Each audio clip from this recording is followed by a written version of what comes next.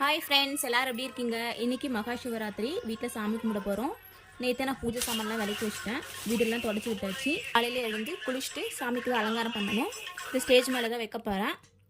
நீங்கள் சிவனுடைய ஃபோட்டோ இருந்தாலும் சரி, இல்லைனா லிங்கமாக இருந்தாலும் சரி, எதுவாக இருந்தாலும் வச்சு கும்பிடலாம். என்கிட்ட ஃபேமிலி ஃபோட்டோ மாதிரி இருந்தாங்க. சிவன், பார்வதி, விநாயகர், முருகர் இருந்தாங்க. அந்த ஃபோட்டோவே நான் வச்சுட்டேன். சிம்பிளான அலங்காரம் தான் பண்ண போகிறேன். சாமிக்கு பூ வச்சுட்டு ஃபஸ்ட்டு 2 பக்கமும் எண்ணெய் ஊற்றி விளக்கேற்றிடலாம். சாமிக்கு ஏதாவது ஒரு நெய்வேத்தியம் வைக்கணும். நான் இன்றைக்கி அவல் தான் செய்ய போகிறேன். கொஞ்சமாக அவல் ஒரு பவுலில் போட்டுக்கலாம்.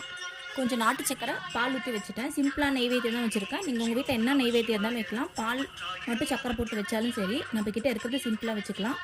சாமிக்கு ஃபஸ்ட்டு விளக்கேற்றிட்டு சாமி பாட்டு போட்டு விட்டுருங்க. சிவன் பாட்டு போட்டு விட்டுட்டு, இல்லை உங்களுக்கு தெரிஞ்சதுன்னா நீங்கள் சிவன் பாட்டை படிக்கலாம். நான் சாமி பாட்டு போட்டு விட்டுட்டேன். காலையிலேயே பூஜை பண்ணி விரதத்தை ஸ்டார்ட் பண்ணிடணும். சாயங்காலம் தான் சாமிக்கு அபிஷேகம் நடக்கும். அபிஷேகம் பார்த்துட்டு விரதத்தை முடிச்சுக்கலாம். உங்களுக்கு இந்த வீடியோ பிடிச்சிருந்தா சப்ஸ்கிரைப் பண்ணுங்கள். பாய்.